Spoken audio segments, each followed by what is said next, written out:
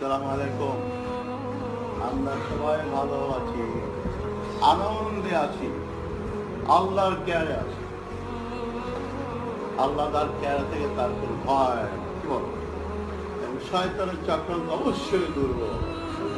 ইন্না কাইদা শাইতান কানা দাইফা। ইনশাআল্লাহ শয়তান পরাজিত হইবে, আল্লাহ বিজয়ী। ইনশাআল্লাহ নিঃসন্দেহে ইবলিসের চক্রান্ত আল্লাহ বাংলাদেশকে মুশরিকদের গোলাম করে দেবেন না। ইনশাআল্লাহ আল্লাহ আমাদের পরীক্ষা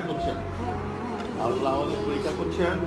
হাত্তা জুলজুলনা হাত্তা ইয়াকুল রাসূলা